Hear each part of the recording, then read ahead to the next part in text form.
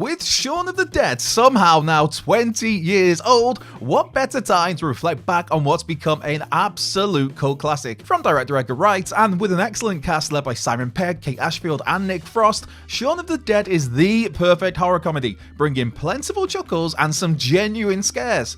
And while Edgar Wright is famed for his foreshadowing and Easter eggs, there's some subtle Shaun details you may well have missed, and that's what we're here for today. So with that in mind, I'm Andrew from What Culture Horror, and here are 15 things you somehow missed in Shaun of the Dead. Number 15.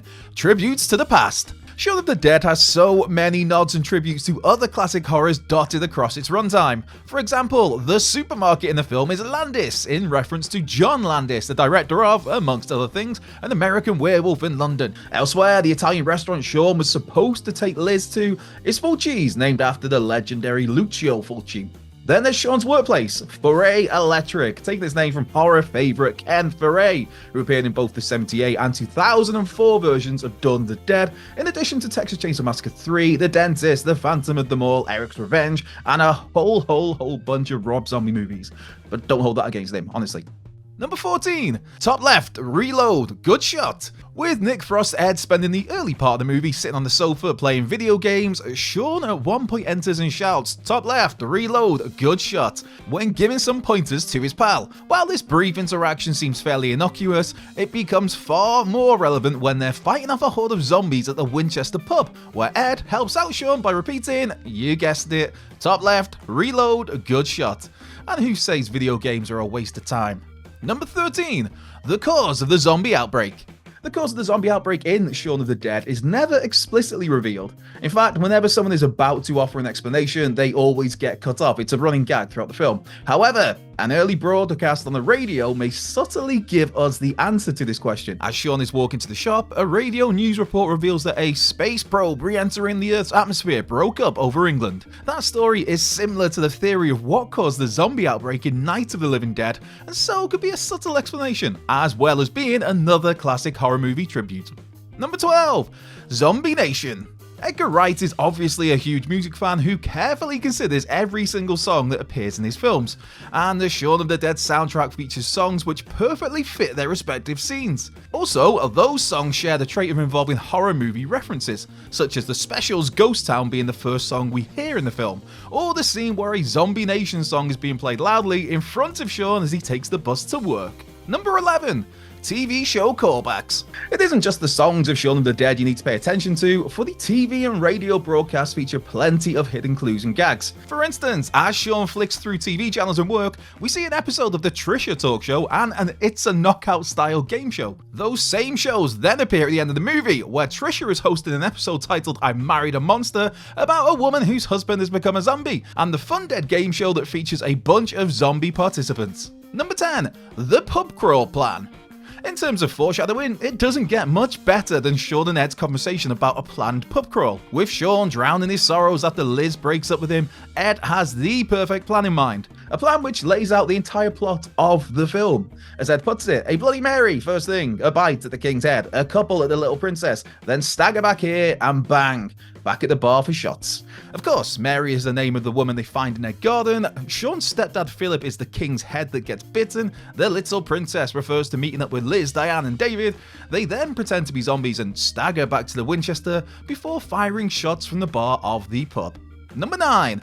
The Winchester in the Winchester. In typically British fashion, when Shaun and Ed learn about the zombie outbreak, they plan to take refuge in the local pub and wait for it all to blow over. The Winchester pub was inspired by Simon Pegg and Nick Frost's local London pub at that time, including the references to a local quiz night they take part in, and using the names of John and Bernie as the landlord and landlady.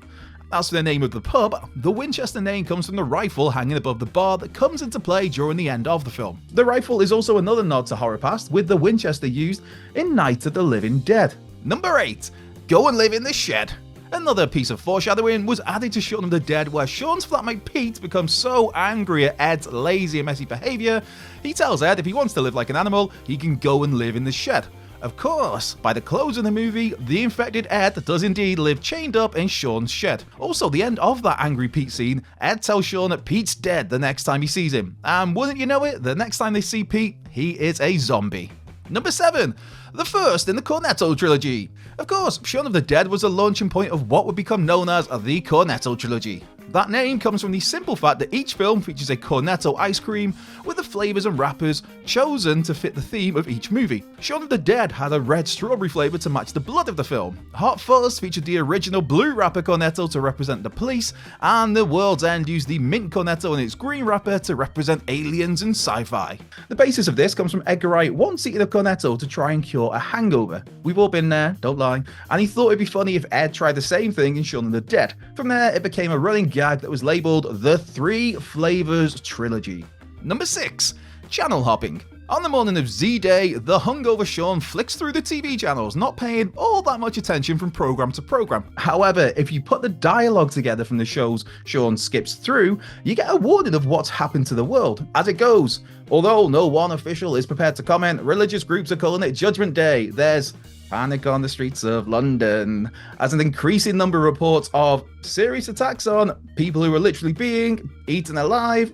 But witness reports are sketchy. One unifying detail seems to be that the attackers in many instances appear to be dead. Number 5. We're coming to get you, Barbara. When Shaun and Ed promise Shaun's mother they're on their way to help her, as they hang up the phone, Ed says, "We're coming to get you, Barbara." That line is yet another reference to George A. Romero's Night of the Living Dead, in which the opening scene sees Barbara's brother mock her with, "They're coming to get you, Barbara." That scene was so subtle that even George A. Romero himself missed the reference until Edgar Wright pointed it out to him. And such a fan of Shaun of the Dead was Romero, he then cast Edgar Wright and Simon Pegg in his 2005 Land of the Dead. Number 4. Almost everyone becomes a zombie. Pretty much everyone on screen in Shaun of the Dead, even minor background characters, all return at some point as zombies. This includes Mary, the checkout girl in the opening credits, who turns up as a zombie in Shaun's garden, and Shaun's co-worker Noel, who appears as a trolley-pushing zombie at the end of the film. Many of the other zombies were fans of Wright and Pegg's Spaced, an absolutely brilliant TV show from back in the day, and answered the casting call on the Spaced Out fan website, with these extras paid £1 per day in homage to how George A. Romero paid his extras $1 per day on both Dawn of the Dead and Day of the Dead. Number 3. Familiar voice cameos. A whole host of familiar British celebrities make cameos throughout Shaun of the Dead, some more obvious than others. Vernon Kay and Trisha Goddard, for example, both appear as themselves, hosting talk shows, but other well-known UK names appeared in more subtle ways. Little Britain and Britain's Got Talent's David Walliams, who actually appeared in a couple of episodes of Spaced back then, narrated a nature documentary scene in the film. Then there's classic kids TV fave Keith Chegwin, who provides commentary on the It's a Knockout style game show Fun Dead. And Gavin and Stacey's Rob Brydon can be heard narrating the Zombies from Hell TV show. Number 2. Chris Martin is a zombie.